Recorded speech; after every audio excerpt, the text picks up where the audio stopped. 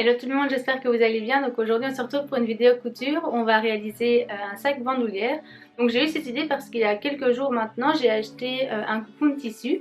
Donc un coupon c'est quoi pour ceux qui ne savent pas? C'est simplement des fins de rouleau de tissu. Donc c'est des tissus qui sont prédécoupés et du coup ça revient moins cher. Et pour moi ça m'arrange parce que j'achète des tissus qui sont principalement certifiés GOTS. Pour ceux qui ne savent pas ce que c'est une certification GOTS, j'en parlerai prochainement dans une vidéo. Et du coup je disais donc que c'était un avantage pour moi d'acheter des coupons parce que ça coûte moins cher. C'est quand même un budget d'acheter des tissus certifiés GOTS, ben ça m'arrange. Donc le tissu en question c'est du velours côtelé, la couleur c'est un peu bleu canard, alors je sais pas si ça va bien ressortir en vidéo, et c'est du 100% coton.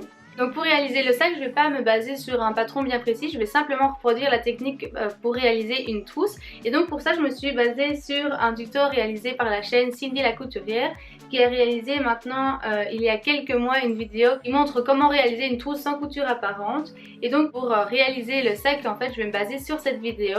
Et d'ailleurs, vous pourrez retrouver sa vidéo en description. Donc je mettrai le lien de sa chaîne et de la vidéo en description. Et je vous dis, c'est parti! Pour le matériel, il vous faut 2 rectangles de tissu extérieur et 2 rectangles de tissu pour la doublure qui font chacun 32 cm de long et 21 cm de large. Il vous faut également une fermeture éclair de 30 cm et 2 attaches pour pouvoir venir attacher une bandoulière. Il vous faut un morceau de tissu qui va nous servir de faire les 2 languettes pour attacher les attaches au sac. Comme je voulais un sac qui garde sa forme, j'ai également ajouté de la mousse et 0,5 mm d'épaisseur. La première étape, c'est de venir attacher les tissus à la fermeture éclair. Donc pour ça, vous prenez l'endroit du tissu extérieur que vous venez poser sur la fermeture éclair et vous allez également poser l'épaisseur et ensuite vous allez retourner le tissu et placer la doublure de l'autre côté. Toujours l'endroit contre la fermeture éclair.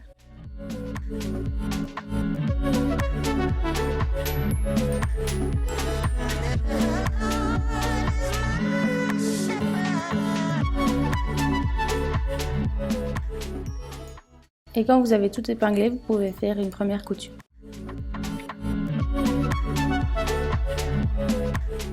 Quand vous avez terminé votre couture, vous allez reproduire exactement le même processus pour l'autre côté. Et ensuite, quand vous avez terminé, donc ça donne ça, comme vous pouvez voir sur l'image. Et avant de continuer, je vais couper les rebords de l'épaisseur pour que les tissus puissent se mettre correctement.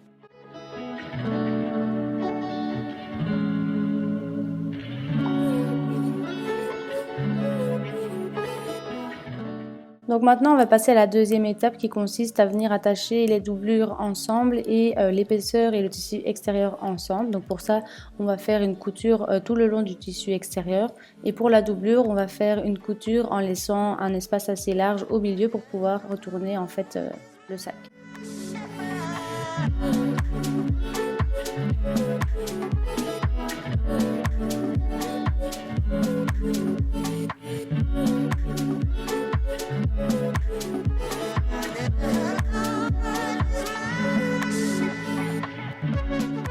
Quand vos coutures sont faites, on va ouvrir la fermeture éclair de moitié et ensuite on va aplatir les tissus ensemble. Donc pour ça, je vous laisse regarder les images. Pour cette étape, il faut que la couture du tissu extérieur soit alignée avec la fermeture et alignée également avec la couture de la doublure.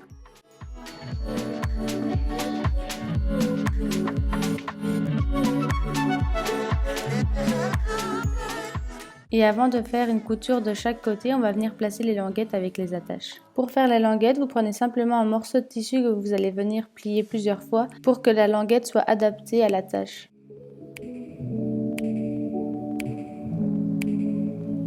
Lorsque vous placez les languettes, faites bien attention que l'attache soit en dehors de la couture pour ne pas passer dedans avec l'aiguille parce que ça risque de la casser.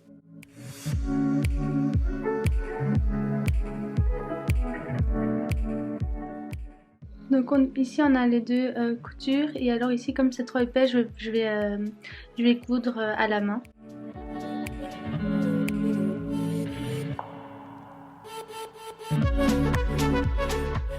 Quand vous avez terminé vos deux coutures, vous allez pouvoir venir couper l'excédent. Et ensuite, pour faire les coins, vous avez besoin de deux carrés, un de 6 cm de large et un autre de 5 cm de large. Et vous allez reproduire ces carrés sur les 4 coins en partant bien de la couture que vous venez de faire et pas du bord. Alors j'utilise 2 carrés tout simplement parce que je trouve que c'est plus facile. Le premier va me servir de référence pour couper et l'autre va me servir de référence pour faire la couture.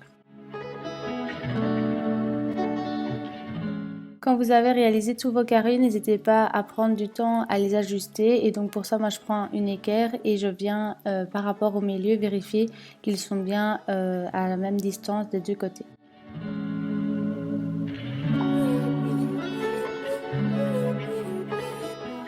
Donc quand vous avez coupé les 4 coins, on va arriver à la partie un peu plus compliquée, même si j'ai déjà pas eu mal de galères avec l'épaisseur du tissu. Donc pour ça je vous laisse regarder la vidéo car ce sera plus parlant.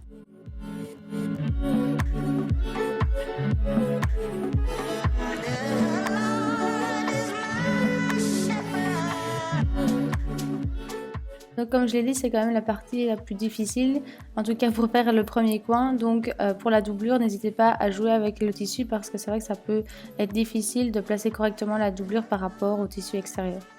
Une fois que vous avez bien placé la doublure et le tissu extérieur, vous allez pouvoir venir épingler et faire la couture au point droit à la machine. Et alors vous allez reproduire cette étape pour les 4 coins.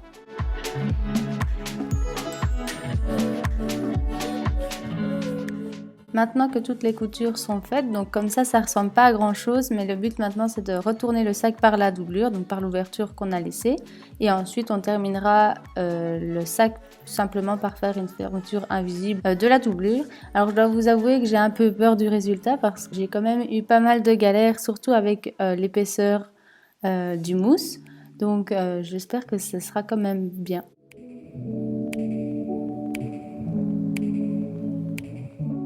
Et voilà le résultat. Donc je suis trop contente, franchement j'avais vraiment peur du résultat et finalement ça va vraiment. Alors il y a quelques imperfections, donc on voit que du côté droit, du coup pour moi la partie est plus petite que l'autre côté.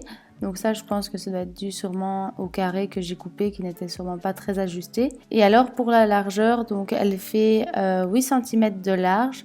Au début j'avais prévu 6 cm, donc j'ai dû faire une couture plus étroite que ce qui était prévu. Mais bon, c'est pas très grave, donc maintenant je vous montre le résultat.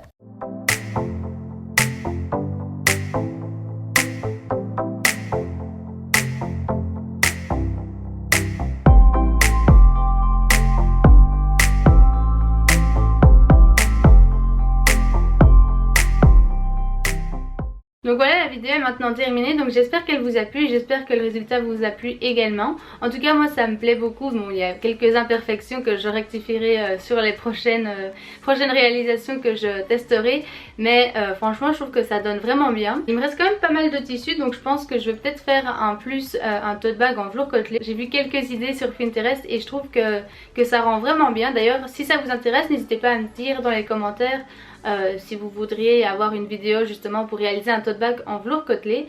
Je serais ravie de réaliser cette vidéo. Donc dites-moi tout ça dans les commentaires et je vous dis à bientôt dans une prochaine vidéo. Bye!